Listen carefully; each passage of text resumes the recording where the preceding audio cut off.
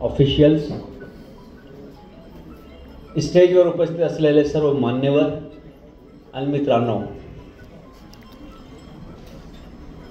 आज या ठिकाणी येऊन पहिल्यांदा मला कळालं की एक अशी संघटना सुद्धा आहे आणि हे माझे लॅक ऑफ इन्फॉर्मेशन आहे की 1933 पासून हा संघटना आहे.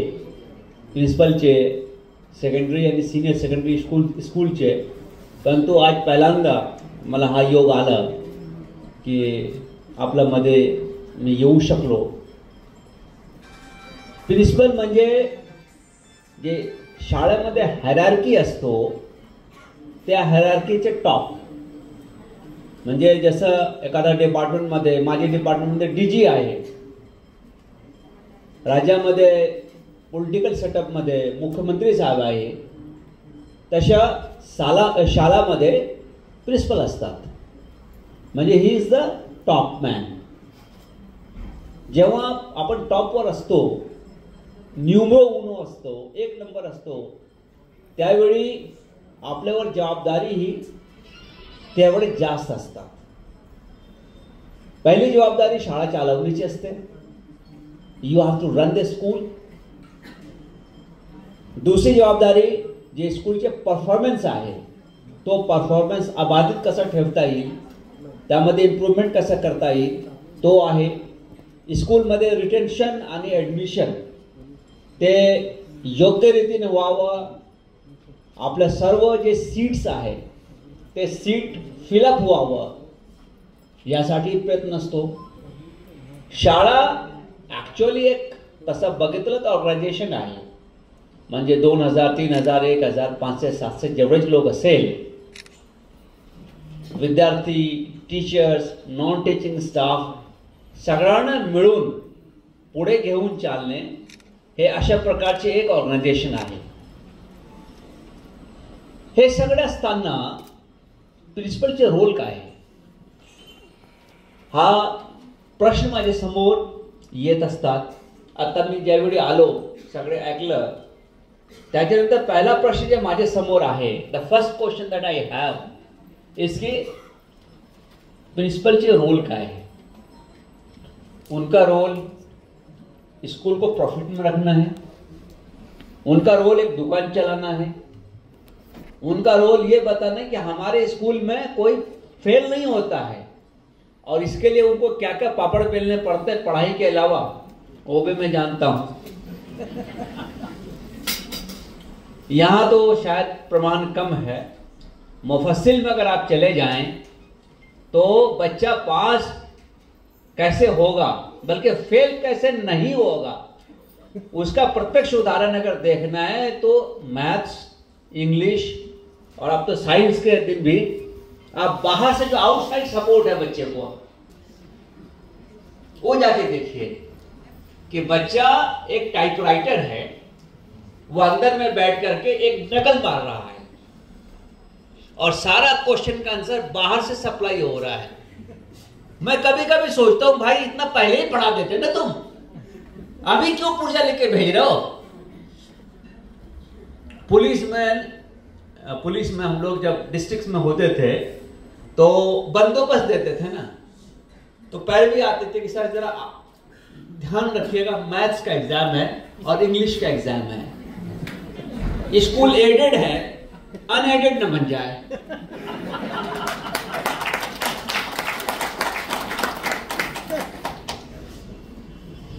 अभी एक फिल्म आई है 12वीं 12th फेल. हाँ, वो हमारा एक कलीग है मनोज शर्मा, उसके बायोग्राफी पे है.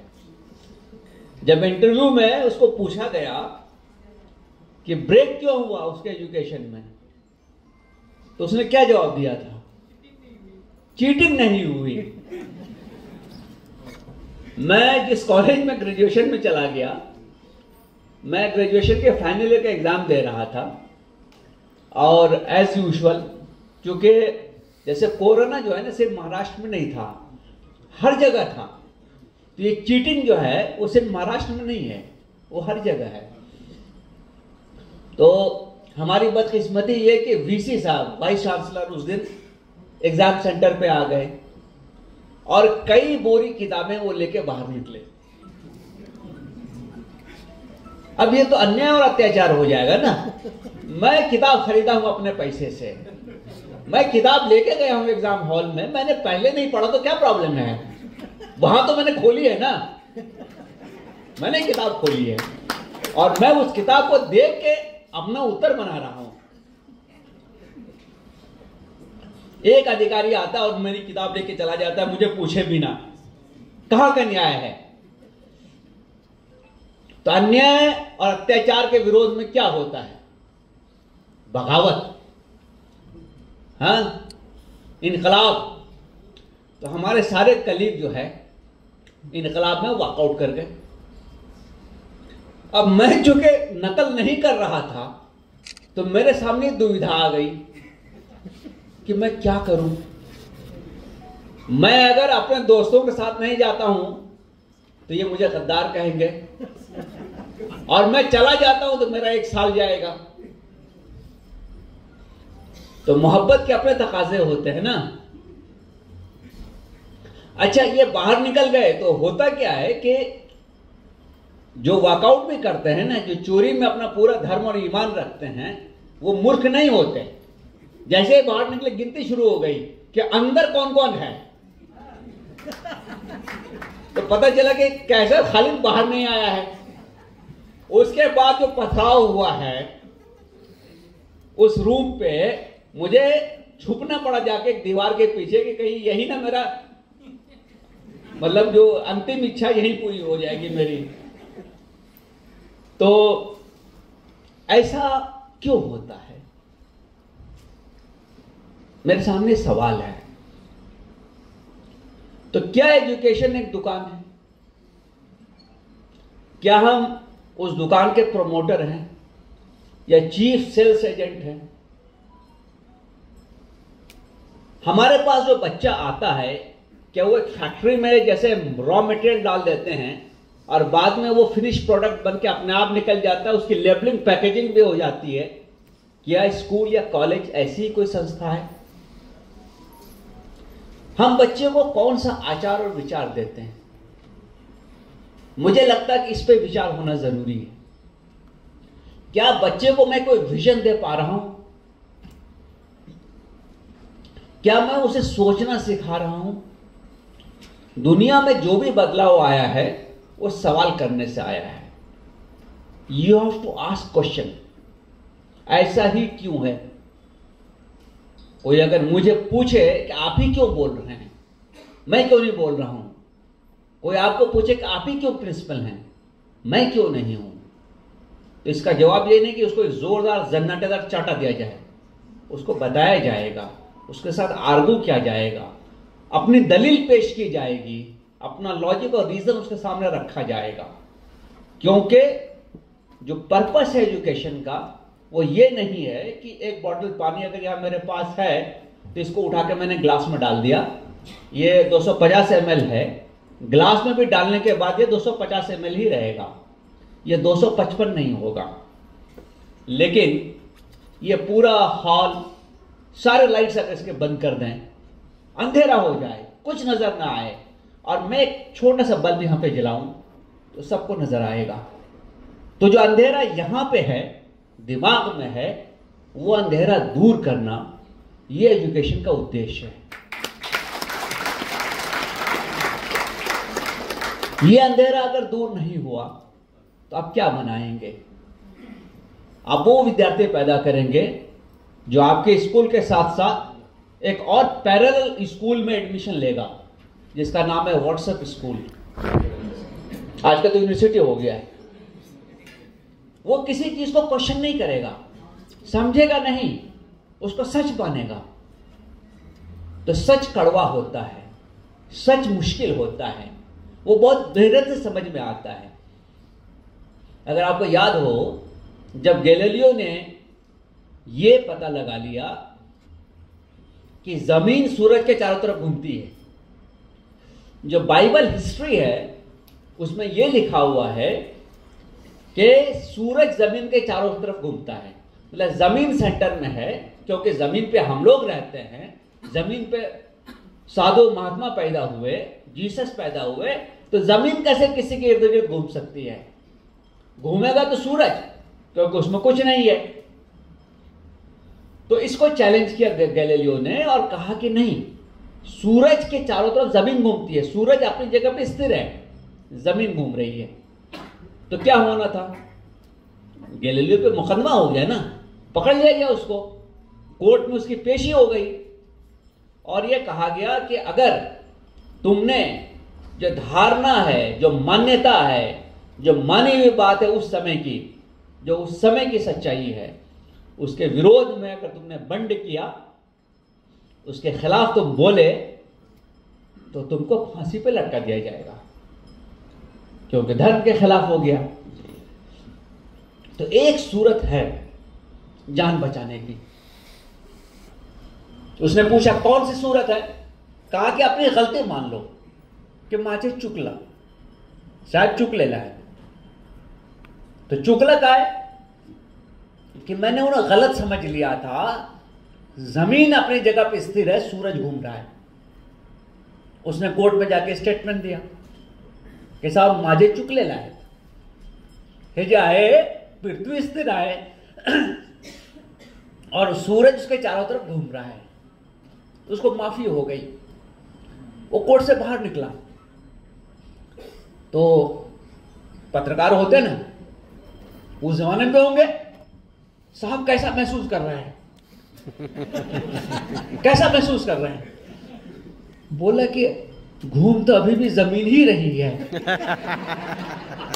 सूरज के चारों तरफ, तो महसूस तो यही कर रहा हूं। तो सत्य क्या होता है?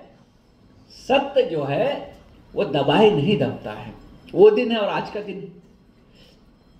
इधर फोटो लगी हुई है आपके लॉबी में बड़े बड़े साइंटिस्ट की। ये कौन लोग थे? ये किस यूनिवर्सिटी का प्रोडक्ट है? ये बड़े क्यों हुए? अगर आपको मालूम हो, आइंस्टाइन की फोटो लगी हुई है। आइंस्टाइन का एज जो है वो सेकंड वर्ल्ड वार का है। आइंस्टाइन जर्मनी में रहते थे। आइंस्टाइन एक ज्यू थे और आपको मालूम है कि हिटलर का जो प्रेम था ज्यू लोगों के प्रति, जिसने मात्र 4-4.5 लाख ज्यूस को उसने गैस चैम्बर में घुसा के मार दिया, इंडस्ट्रियल किलिंग। उस दौर में किसी तरह से बचते बचाते ये यूएस गए हैं। तो कितना मुश्किल का समय उसने काटा होगा, जान दांव पे लगी थी। लेकिन क्या सत्य की तलाश, अपना प्रोग्रेस, ह्यूमैनिटी का प्रोग्रेस, विचार, परफेक्शन की तरफ जाना, चीजों को समझना, सवाल उठाना उन्होंने छोड़ दिया। तो हमारा बच्चा जब स्कूल में क्लास में कोई सवाल करता है तो टीचर ने उसको क्या कहना चाहिए? गेट लॉस्ट, सिट डाउन, तुम मूर्ख है, तुमको कुछ समझता नहीं है। हम उसकी क्यूरियोसिटी का क्या जवाब देते हैं? उसको शेप अप कैसे करते हैं? ऐसा क्यों है कि हमारे स्कूल से हमारे बच्चों की लॉयल्टी नहीं बनती है?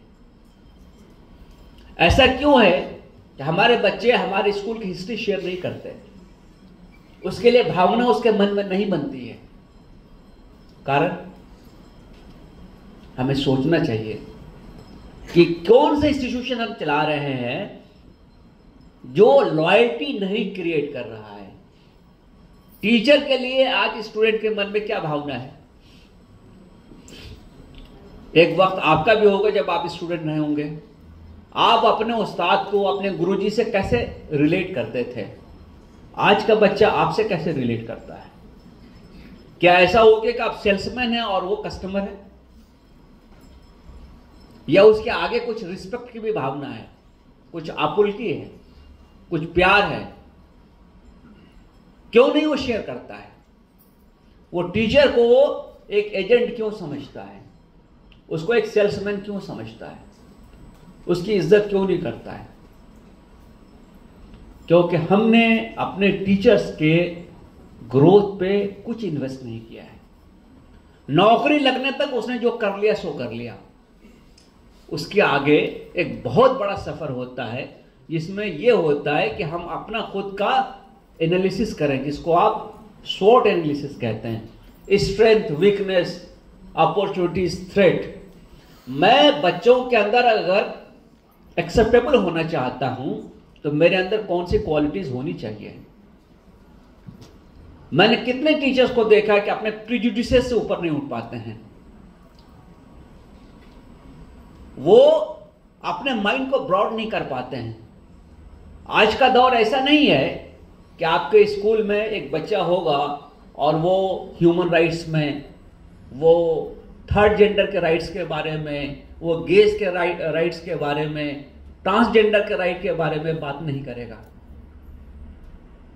5वीं 6वीं तक आते आते बच्चे ये बात करने लगते हैं। समाज का जो मार्जिनलाइज क्लास है उसके लिए उसके मन में सिंपैथी होती है।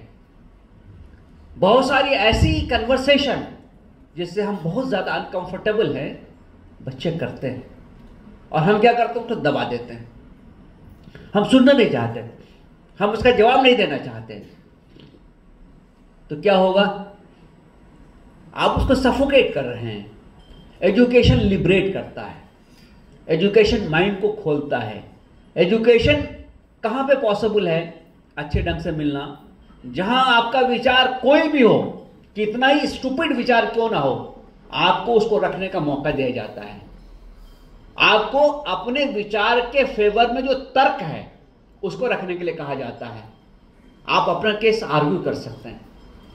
अगर आपने ऑक्सफोर्ड यूनिवर्सिटी डिबेट्स देखे होंगे, एक बहुत मशहूर डिबेट है जिसमें हमारे एमपी और पहले former minister of state external affairs, Kerala से जो एमपी, क्या नाम है उनका, शशि थरूर साहब, वो आर्गू कर रहे हैं कि इंग्लैंड जो है सबसे बड़ा लुटेरा है इस धरती का, और हमारा बिलियंस ऑफ पाउंड लूट के इधर लाके बैठा हुआ है।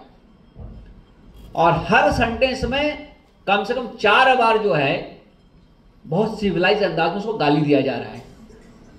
सुन रहे हैं लोग, उसका रिबटल है, लेकिन उनको अपनी बात रखने का मौका ऑक्सफोर्ड में दिया जा रहा है, जो गढ़ है उसके ब्रेन पावर का, यूके का।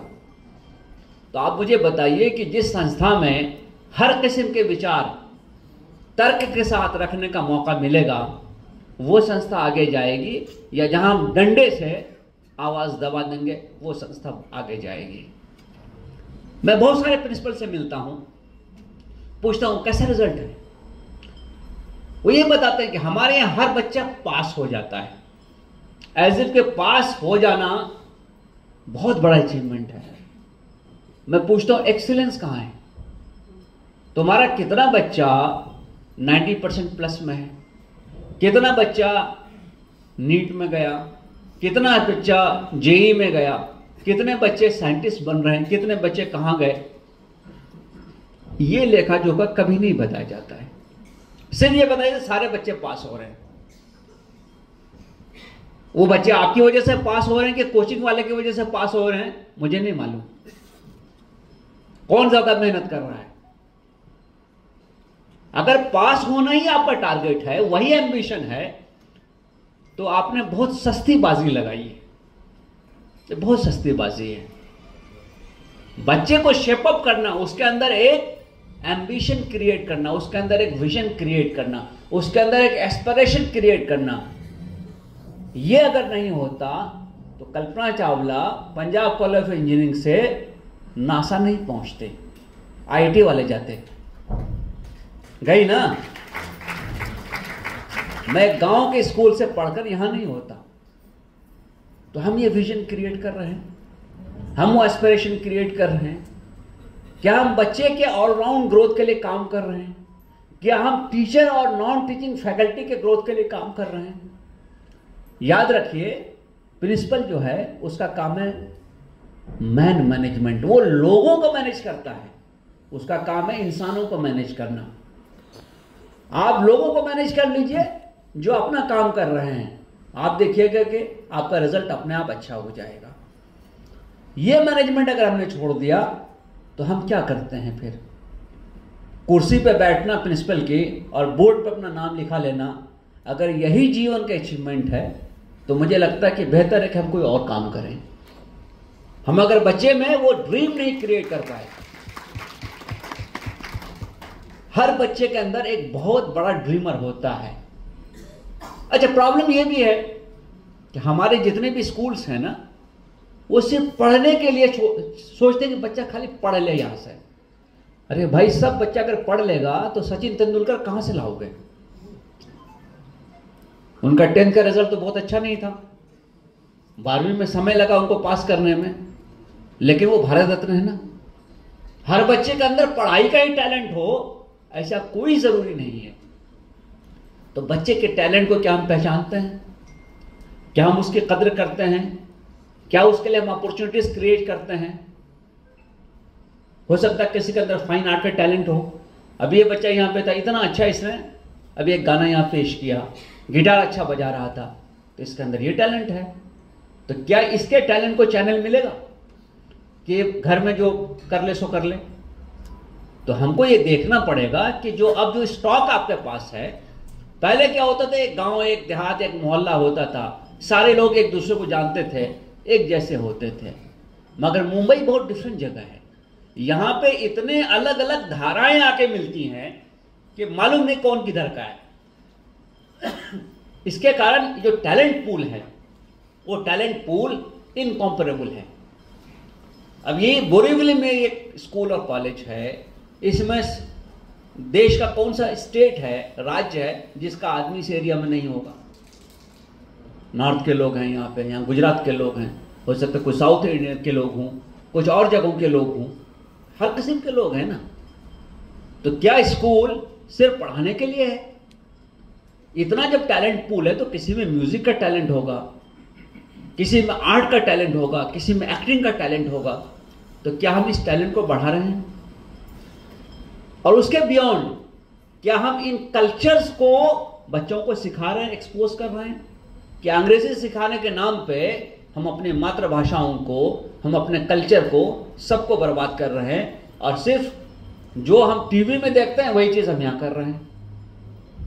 हमारे देश के डांस फॉर्म्स हैं, क्लासिकल फॉर्म्स हैं, फोक्स हैं, कितनी चीजें हैं। इस स्कूल में क्या हम उस चीज को सहेजते हैं? तो मुझे लगता है कि जब प्रिंसिपल्स कहीं बैठे किसी संस्था में, तो उनको ये चीज जरूर देखनी चाहिए कि वो ना सिर्फ के एजुकेशन दें, बल्कि बच्चों का ओवरऑल ग्रोथ और टीचर्स का ओवरऑल ग्रोथ, उस पर ध्यान दें। और एक चीज हमेशा याद रखिए कि बच्चा वो नहीं करता है जो आप उसको करने कहते हैं, बच्चा वो करता है जो वो आपको करते हुए देखता है। अगर आप बायस रहेंगे, अंधविश्वासी रहेंगे, धर्मांध रहेंगे, इलॉजिकल रहेंगे, अनरीजनेबल रहेंगे, तो सिर्फ क्लास तक बच्चा आपको रिस्पेक्ट करेगा। जैसे ही क्लास से बाहर निकलेगा, आपका कितना आइटम बनेगा आप समझ भी नहीं सकते।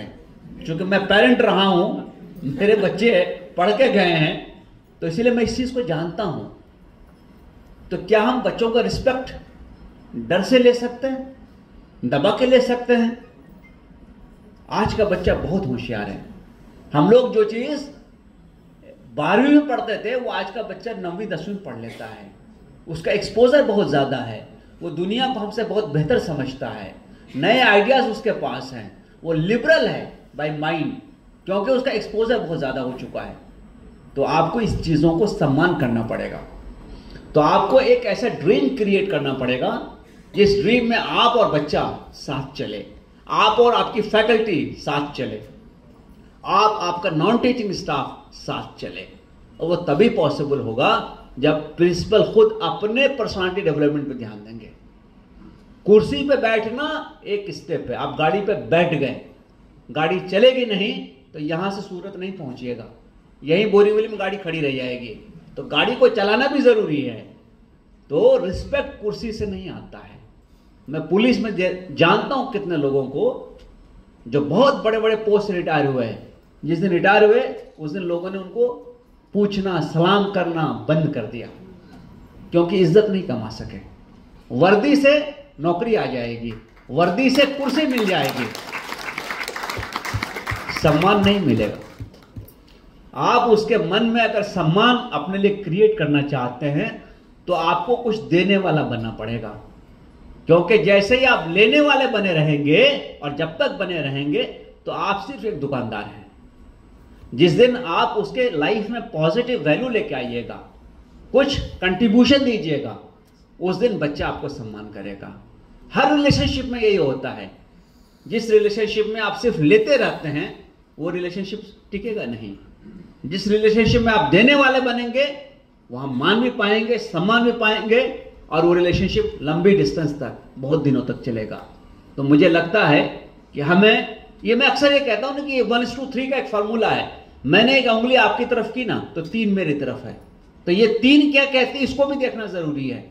3 टाइम्स मोर इसको देखना है। बट इस वक्त एक टाइम जो मैं ऐसे उंगली कर रहा हूं, तो क्या हम अपनी वीकनेस देखते हैं? नहीं देखते हैं। क्या हम अपने अंदर सुधार की कोई गुंजाइश समझते हैं? नहीं समझते। क्या हम ये मानते हैं कि हमको भी चेंज करने की जरूरत है? नहीं मानते हैं। तो हमारा सारा का सारा फोकस वो एक उंगली पे जो बाहर है, और इसी कारण क्या होता है कि हम वहीं अटके रह जाते हैं, बच्चे निकल जाते हैं और फिर कभी लौट के नहीं आते। कहीं आपको देख लेंगे, कन्नी कटा के निकल जाएंगे, साइड से हो जाएंगे, और आपके बारे में जो उन्होंने सारा स्क्रिप्ट बनाया हुआ होता है वो आप कभी कभी देख पाते हैं एनुअल प्रोग्राम में, लेकिन हम लोग एज पेरेंट रोज देखते हैं, क्योंकि स्कूल में टीचर ने क्या किया, क्या बोला, वो चीज़ें रिपोर्ट होती रहती हैं। तो हमको लगता है कि जो एक रिलेशनशिप है टीचर का स्टूडेंट के साथ, वो हेल्दी होना चाहिए, और हेल्दी तभी तक हो सकता है और तभी होगा जब आप उसको इंस्पायर कर सकेंगे, आप उससे अपने आप को बेटर साबित करेंगे। और प्रिंसिपल का तो और भी मुश्किल काम है, क्योंकि उसको तो टीचर को इंस्पायर करना है। प्रिंसिपल खुद भी एक टीचर है, उसी रास्ते से आया है, तो आपको बाकी टीचर से बेटर बनना पड़ेगा। ये बहुत मुश्किल काम है, लेकिन इम्पॉसिबल नहीं है। और यकीन मानिए, जिस दिन आपने ये इरादा कर लिया कि मुझे अपने आप को बेटर करना है, तो जर्नी कितनी भी लंबी हो, एक स्टेप से शुरू होती है। भगवान करे वो स्टेप सतत आपके जीवन में चलता रहे, और आप एक अच्छी जर्नी में, एक परफेक्शन की जर्नी में, एक आइडियल की जर्नी में अपना सफ़र ख़त्म करें, कि आपके नौकरी के एंड में जब आपका मान सम्मान यहाँ पे हो, तो लोग ये कह सकें कि इन्होंने कितने लोगों को इंस्पायर किया। तो ये इंस्पिरेशन अगर नहीं कर पाए तो हम एक नौकरी करते हैं, और इंस्पायर कर पाए तो हम एक लीडर हैं। भगवान करे हम में से हर आदमी एक लीडर बन के रिटायर हो। Thank you.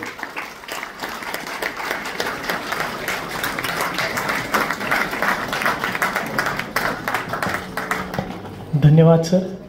व उच्च माध्यमिक शाळा मुख्याध्यापक संघटनेतर्फे आपण मुख्याध्यापकांचा सन्मान करणार आहोत। मी मुख्याध्यापकांचं नाव आणि त्यांच्या शाळेचं नाव घेणार आहे। आपण या बाजूने स्टेजवर येणार आहात आणि ते स्टेजच्या डाव्या बाजूने आपण उतरणार आहात। मी श्रीमती प्राची प्रवीण वालकर मॅडम, अभिनव विद्या मंदिर बोरिवली पूर्व यांना विनंती करतो की आपण स्टेजवर यायचे आणि आपला सन्मान स्वीकारायचा। बोरिवली पूर्व येथे असलेली ही शाळा, त्या शाळेच्या माननीय मुख्याध्यापिका, आणि एक अभिमानाची गोष्ट सांगतो की या माझ्या शाळेच्या मुख्याध्यापिका आहेत। मी यांच्या शाळेत शिकलो, या मॅडम मला शिकवायला होत्या, त्यामुळे हा अतिशय माझ्यासाठी सुद्धा अभिमानाचा क्षण आहे की माझ्या मुख्याध्यापिका, मला ज्या शिक्षकांनी घडवलं त्या शिक्षकांचा आज या ठिकाणी सन्मान होत असताना अतिशय आनंद होतोय। मी श्री केसर कवित सर यांना विनंती करतो की आपण आपल्या शुभ हस्ते शाल, श्रीफळ आणि सन्मान चिन्ह देऊन आपण या ठिकाणी त्यांना सन्मानित करावं। यानंतर श्रीमती वृंदा ठाकर मॅडम, श्री मुंबादेवी विद्या निकेतन यांनाही या ठिकाणी पुढील पुरस्कारासाठी या ठिकाणी आमंत्रित करतो। मी थोडासा फास्ट जाईल कारण आपल्याला वेळ पण वाचवायचा आहे, सरांनाही जायचं आहे, त्यामुळे या पुढील पुरस्काराचं नाव मी घेणार आहे। त्यांनी कृपया स्टेजजवळ त्या माननीय आदरणीय मुख्याध्यापकांना यायचं आहे। श्रीमती वृंदा ठाकर मॅडम, श्री मुंबादेवी विद्या निकेतनच्या माननीय मुख्याध्यापिका श्रीमती वृंदा ठाकर मॅडम आणि या वार्डच्या निमंत्रक सुद्धा आहेत। यानंतर श्रीमती मानसी महादेव बागवे मॅडम, महाराणी सईबाई विद्या मंदिर मालाड पूर्व याही या ठिकाणी उपस्थित आहेत। यांनाही विनंती करतो की आपण पुढे यायचं।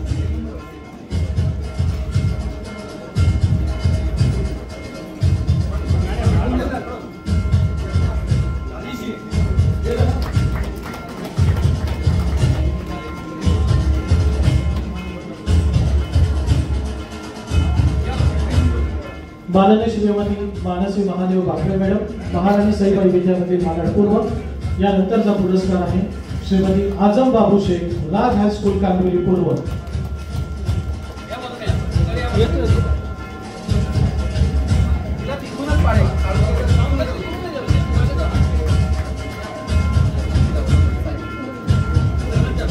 आजम बाबू शेख सर, राज हायस्कूल कांदिवली पूर्व. आपले पुरस्कार प्राप्त शिक्षकांचे मुख्याध्यापकांचे आभार. यानंतर श्रीमती जागृती संतोष भोई, चैतन्य तेलुगू हायस्कूल बोरिवली पूर्व. माननीय मुख्याध्यापकांना विनंती आहे की आपण आपला पुरस्कार स्वीकारण्यासाठी मंचावर उपस्थित राहायचे. सर्व मुख्याध्यापकांना विनंती आहे, आपण सगळ्यांचं कौतुक करतो पण आज आपलं कौतुक होत असताना जोरदार कलावरती कौतुक करण्यासाठी माझी सर्व मुख्याध्यापकांना विनंती आहे की शेवटचा पुरस्कार देईपर्यंत आपण सगळ्यांसाठी या ठिकाणी थांबणार आहोत. कोणीही सभागृह सोडणार नाही. ही एक छोटीशी एक नम्र विनंती आहे आपल्या सगळ्यांसाठी. Shrimati Jyotsna Robert madam, Oxford public school Kandivali पश्चिम, यांना या ठिकाणी आपण सन्मानित करणार आहोत. मी आदरणीय मुख्याध्यापकांना स्टेजवर येण्याची विनंती करतो. Shrimati Jyotsna Robert madam. Certificate मध्ये काही बदल असल्यास आपण तो नंतर करणार आहोत. त्याचीही मुख्याध्यापकांनी नोंद घ्यायची आहे. Shrimati Jyotsna Robert madam, Oxford public school. यानंतरचा पुरस्कार आहे श्रीमती सीमा वासुदेव पिंपळे, यशवंतराव चव्हाण हायस्कूल कांदिवली पश्चिम. माननीय मुख्याध्यापकांना विनंती आहे की आपण कृपया मंचावर यायचं आणि आपला पुरस्कार सरांच्या हस्ते स्वीकारायचा. यानंतरचा पुरस्कार आहे सुनील कुमार, श्री सुनील कुमार आर सिंह. यानंतरचा पुरस्कार आहे सुनील कुमार आर सिंह, दयानंद विद्यालय. माननीय मुख्याध्यापकांना विनंती आहे की आपण आपला पुरस्कार स्वीकारायचा. यानंतरचा पुरस्कार आहे Shri Chintaman Gavit sir, N D. Patil Vidyalaya. Shri Chintaman Gavit sir, N D. Patil Vidyalaya, ज्यांनी पुरस्कार माननीय मुख्याध्यापक यांनी हा पुरस्कार स्वीकारण्यासाठी मंचावर घ्यायचंय. आज या समारंभाचं वैशिष्ट्य आहे की मुख्याध्यापक सर्वांचं कौतुक करत असतात, पण त्यांना कौतुकाची थाप ही सुद्धा नक्की आवश्यक असते आणि अशा या समारंभाच्या माध्यमातूनच ती मिळत असते आणि म्हणून ही मुख्याध्यापकांची संघटना आहे. श्रीमती शैबाला शेट्टी मॅडम यानंतरचा पुरस्कार स्वीकारतील, स्वामी विवेकानंद इंटरनॅशनल स्कूल.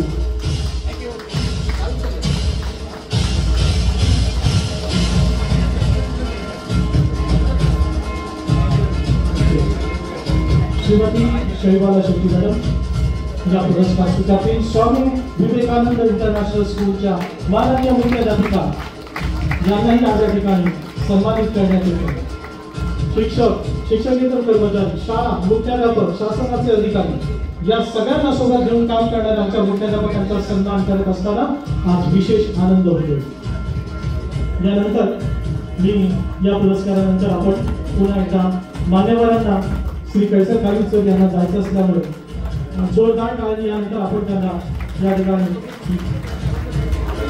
ते जाणार आहे. मी सर्व मान्यवरांना विनंती करतो की आपण पुन्हा मंचावरती आसनस्थ व्हायचं. सरांना जायचं असल्यामुळे कार्यक्रमामध्ये सारखा आपल्याला बदल करावा लागत होता. आतापर्यंत पुरस्कार मिळालेल्या सर्व मुख्याध्यापकांचेही मनापासून अगदी मनापासून कौतुक, आभार, खूप खूप शुभेच्छा त्यांच्या पुढील कार्यासाठी. आणि आणखी यापुढील पुरस्कार वितरण समारोह असाच सुरू राहणार आहे. माझी पुन्हा एकदा माझ्या सर्व आदरणीय मुख्याध्यापकांना विनंती